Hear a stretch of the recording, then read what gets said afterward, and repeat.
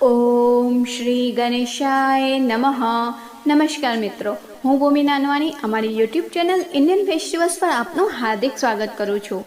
ભક્તો, પંડિત માલવીયાજી કહે છે, શ્રીમદ ભગવદ્ ગીતા જેવા મહાન ગ્રંથના 18 નાનકડા અધ્યાયોમાં એટલું બધું સત્ય, એટલું બધું જ્ઞાન અને એટલા બધા ઉચ્ચ, ગંભીર તથા સાત્વિક વિચારો ભરેલા છે કે જે મનુષ્યને નીચામાં નીચી દશામાંથી ઉપાડીને દેવતાને સ્થાને બેસાડવાની શક્તિ ધરાવે છે. ભક્તો, આપણે શ્રીમદ ભગવદ્ ગીતાના 1 થી 12 અધ્યાય જોઈ ચૂક્યા છે. આજનો આ વિડીયો શ્રીમદ ભગવદ્ ગીતાના 13મો અધ્યાય ક્ષેત્રજ્ઞ યોગ પર આધારિત છે. આ વિડીયો શરૂ કરીએ તે પહેલાં અમારા વિડીયોને લાઈક કરો, શેર કરો અને અમારી ચેનલ ઇન્ડિયન ફેસ્ટિવલ્સને સબસ્ક્રાઈબ કરો. તો ચાલો શરૂ કરીએ. સૌ પ્રથમ 13મા અધ્યાયનો સારાંશ જોઈશું. આ અધ્યાયમાં અર્જુને શ્રી કૃષ્ણ ભગવાન સમક્ષ પ્રકૃતિ અને પુરુષ એટલે કે આત્મા અને ક્ષેત્રજ્ઞ જ્ઞાન અને ક્ષય વિશે જાણવાની ઈચ્છા વ્યક્ત કરી છે. ત્યારે શ્રી કૃષ્ણ નર્માશથી બોલ્યા, આપણા શરીરને ક્ષેત્ર કહેવાય છે અને જે લોકો આ શરીરને જાણી શકે છે તેને ક્ષેત્રજ્ઞ કહેવાય. વળી સર્વ ક્ષેત્રમાં રહેલા મને તું ક્ષેત્રજ્ઞ જાણ. ક્ષેત્ર અને ક્ષેત્રજ્ઞનું જે જ્ઞાન છે તે જ સાચું જ્ઞાન છે. ક્ષેત્ર 5 મહાભૂત, અહંકાર, બુદ્ધિ અને અવ્યક્ત 10 ઇન્દ્રિયો, એકમત તથા 5 ઇન્દ્રિયોના 5 વિષયો, આમ 24 તત્વોનું બનેલું છે. સાથે સાથે ઈચ્છા, દ્વેષ, સુખ દુઃખ, સંધાન, ચેતના અને ધૈર્ય આ વિકારોથી હંમેશા ઘેરાયેલું રહે છે. જ્ઞેય એટલે પરમ તત્વ, જેને જાણીને મનુષ્ય મોક્ષ પામે છે, તે અનાદિ અને પરબ્રહ્મ છે. પ્રકૃતિને અને પુરુષને બંનેને તું અનાદિ જાણ. જે મનુષ્ય બધાય પ્રકારના કાર્યો પ્રકૃતિ વડે કરાતા જુએ છે અને આત્માને અકર્તા તરીકે જુએ છે તે સાચું જ જુએ છે. જેમ સૂર્ય સર્વ લોકને પ્રકાશિત કરે છે, તેમ આત્મા આખા શરીરને પ્રકાશિત કરે છે. તે જ્ઞાન દ્રષ્ટિથી ક્ષેત્ર અને ક્ષેત્રજ્ઞના ભેદ જાણે છે અને માયામાંથી છૂટવાનો ઉપાય જાણે છે. તેઓ પરમાત્માને પ્રાપ્ત થાય છે. હવે આપણે 13મો અધ્યાય ક્ષેત્રજ્ઞ યોગ જોઈશું. અર્જુન કહે છે, હે કેશવ, પ્રકૃતિ અને પુરુષ, ક્ષેત્ર અને ક્ષેત્રજ્ઞ તથા જ્ઞાન અને જ્ઞેયને હું જાણવા ઈચ્છું છું, તો કૃપા કરી મને જણાવો. ભગવાન શ્રી કૃષ્ણ બોલ્યા, હે કૌંતે, આ શરીર ક્ષેત્ર અને એને જે જાણે છે એને ક્ષેત્રજ્ઞ એટલે કે જીવાત્મા કહેવાય છે. આવું આ બંનેના તત્વોને જાણનારા જ્ઞાનીજનોએ કહ્યું છે. હે ભારત, બધા ક્ષેત્રોમાં ક્ષેત્રજ્ઞ પણ તું મને જ જાણ અને ક્ષેત્ર અર્થાત વિકાર સહિતની પ્રકૃતિ તથા ક્ષેત્રજ્ઞ અર્થાત પુરુષના વિષયનું જે તત્વ સહિત જ્ઞાન છે એ જ ખરું જ્ઞાન છે એવો મારો મત છે. જે ક્ષેત્રજ્ઞ જે સ્વરૂપનું, જે સ્વભાવ ધરાવનારું તથા જે વિકારોથી મુક્ત છે અને જે કારણથી તે ઉદ્ભવ્યું છે તથા જે એક ક્ષેત્રજ્ઞ પણ જે સ્વરૂપનો અને જે પ્રભાવ ધરાવનારો છે એ સગરું તે ટૂંકમાં મારી પાસેથી સાંભળ. તે ક્ષેત્ર શું છે, કેવું છે, કેવા વિકારોવાળું છે, શાથી ઉત્પન્ન થાય છે તથા તેને જાણનાર કોણ છે અને તેનો પ્રભાવ કેવો છે, તે બધું તું સંક્ષેપમાં મારી પાસેથી સાંભળ. આ ક્ષેત્રજ્ઞના સ્વરૂપને ઋષિઓએ અનેક પ્રકારે ગાયું છે. વિવિધ વેદ મંત્રોએ અનેક પ્રકારે વર્ણવ્યું છે અને હેતુવાળા તથા સારી રીતે મિશ્રિત કરેલા બ્રહ્મસૂત્રના પદોમાં પણ દર્શાવ્યું છે. 5 મહાભૂત, અહંકાર, બુદ્ધિ અને એ જ રીતે મૂળ પ્રકૃતિ પર તેમજ 10 ઇન્દ્રિયો, એક મન અને ઇન્દ્રિયોના 5 વિષયો, શબ્દ, સ્પર્શ, રૂપ, રસ અને ગંધ, ઈચ્છા, દ્વેષ, સુખ દુઃખ, સ્થૂળ શરીર, ચેતના અને ધૃતિ, આટલા વિકારો સહિતનું આ ક્ષેત્ર ટૂંકમાં કહેવાયું છે. પોતાને શ્રેષ્ઠ માનવરૂપી અભિમાનનો અભાવ હોવો, દંભાચરણનો અભાવ હોવો, કોઈ પણ પ્રાણીને કોઈ પણ પ્રકારે કષ્ટ ન આપવું, ક્ષમાભાવ, મન વાણી આદિમાં રુજુભાવ હોવો, શ્રદ્ધા ભક્તિ સાથે ગુરુજનોની સેવા, બ્રાહ્મ તેમજ આંતરિક શુદ્ધિ હોવી, અંતઃકરણની સ્થિતિ હોવી, મન ઇન્દ્રિયો સહિત શરીરનો નિગ્રહ, આ લોક અને પરલોકના સર્વ ભોગોમાં આસક્તિ ન હોવી અને અહંકારનો પણ અભાવ હોવો, જન્મ, મૃત્યુ, જરા અને રોગ આદિમાં દુઃખો અને દોષોને વારંવાર જોવા, પુત્ર, સ્ત્રી, ઘર અને ધન આદિમાં આસક્તિનો તેમજ મમતાનો અભાવ તથા પ્રિય અને અપ્રિયની પ્રાપ્તિ થતાં સદાય ચિત્તનું સમ રહેવું, મુજ પરમેશ્વરના અનન્ય યોગનો આશરો લઈને અવ્યભિચારીની ભક્તિ હોવી તથા એકાંત અને શુદ્ધ સ્થાનમાં રહેવાનો સ્વભાવ હોવો અને વિષયાસક્ત માણસોના સમુદાયમાં પ્રાપ્તિ ન હોવી, અધ્યાત્મ જ્ઞાનમાં નિત્ય સ્થિત રહેવું અને તત્વજ્ઞાન વડે જેનું પ્રતિપાદન કરવામાં આવ્યું છે એ પરમાત્માને જ જોતા રહેવું, આ બધું જ્ઞાન છે. અને જે આ બધાથી અવરું છે એ અજ્ઞાન કહેવાયું છે. જે જ્ઞેય છે તેને હું સારી રીતે કહીશ, તેને જાણી મનુષ્યને મોક્ષ પામે છે.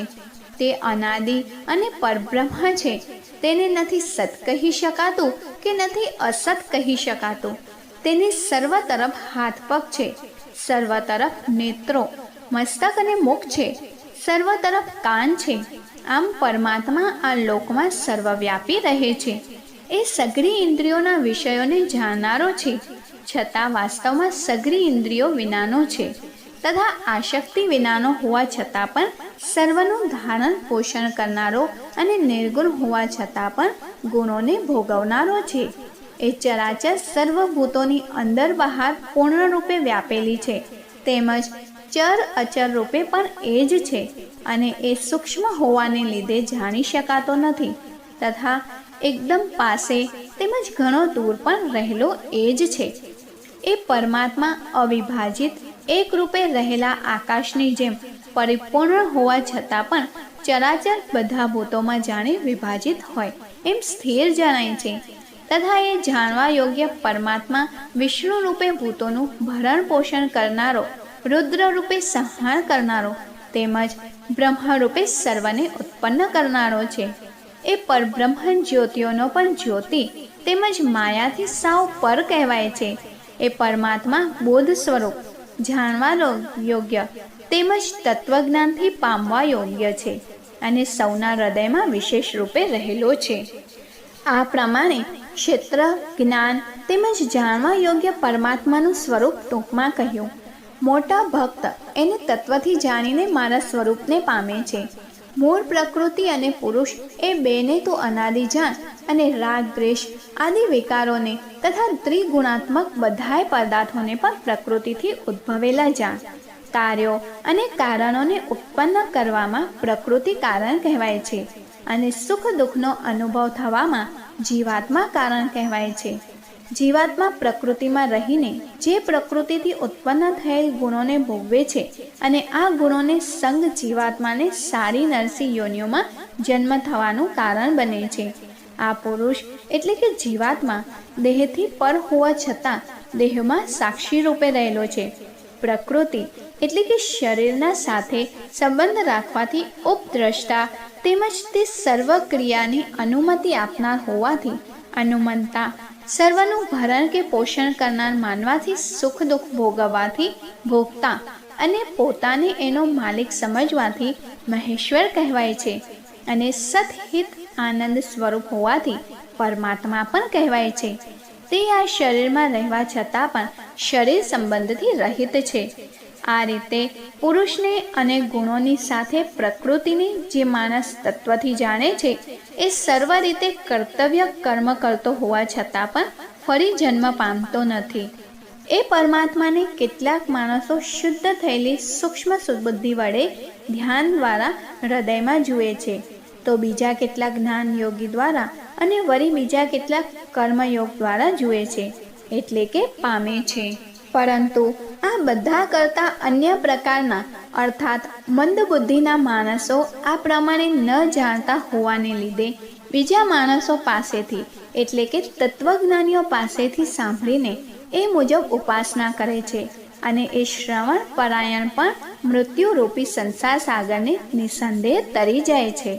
હે ભરત શ્રેષ્ઠ, જે કંઈ સ્થાવર જંગમ વસ્તુ ઉત્પન્ન થાય છે તે ક્ષેત્ર અને ક્ષેત્રજ્ઞના સંયોગથી જ જન્મે છે એમ તું જાણ.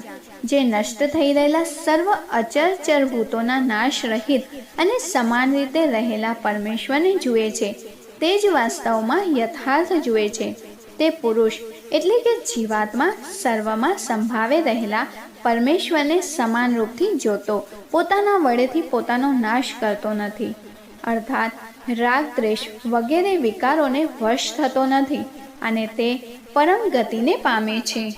અને જે માણસ બધાય કર્મોને સર્વ રીતે પ્રકૃતિ વડે જ થનારા જુએ છે તથા આત્માને અકર્તા જુએ છે, એ જ ખરું જુએ છે.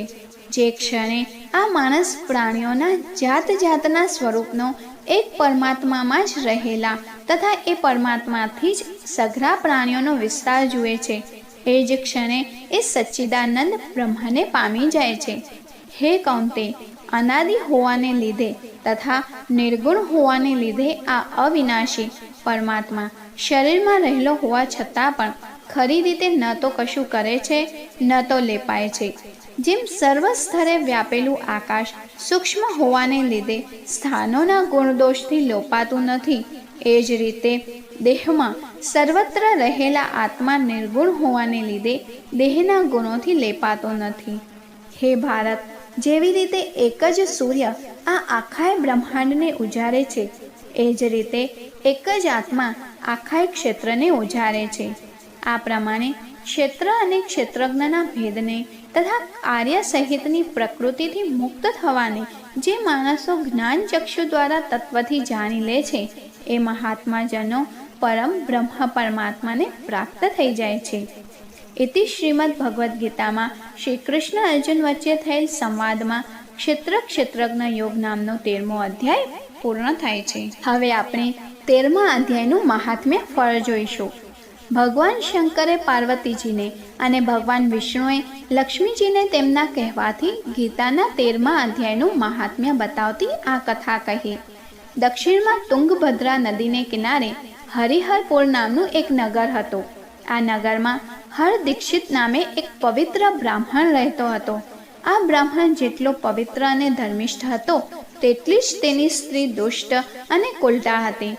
બ્રાહ્મણ જ્યારે બહાર જાય ત્યારે તે બહાર નીકળી પડતી અને વ્યભિચારી જીવન જીવતી.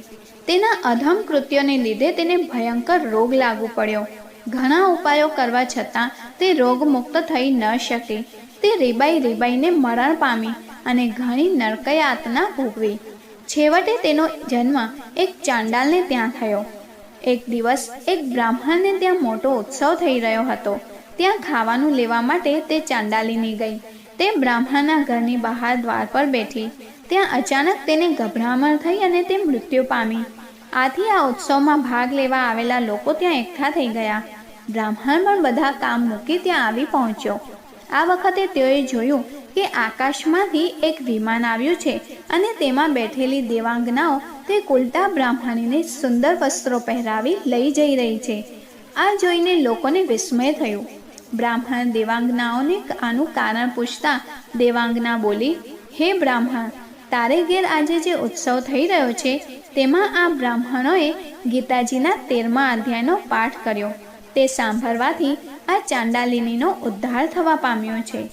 ગીતાજીના 13મા અધ્યાયની મહત્તા બધા સમજી શક્યા. જેઓ દરરોજ આ 13મા અધ્યાયનો પાઠ કરે છે તેમની મૃત્યુ પછી સદગતિ થાય છે અને વૈકુંઠમાં વાસ થાય છે. શ્રીમદ ભગવદ્ ગીતાના 13મા અધ્યાયનું મહાત્મ્ય સંપૂર્ણ. ભક્તો, શ્રીમદ ભગવદ્ ગીતાના 13મા અધ્યાય ક્ષેત્ર ક્ષેત્રજ્ઞ યોગ પર આધારિત અમારો આ વિડીયો અહીંયા પૂર્ણ થાય છે. અમારો આ વિડીયો જોવા બદલ આપનો ખૂબ ખૂબ ધન્યવાદ. અમારા વિડીયોને લાઈક કરો, શેર કરો અને અમારી ચેનલને સબસ્ક્રાઈબ કરો. જય શ્રી કૃષ્ણ.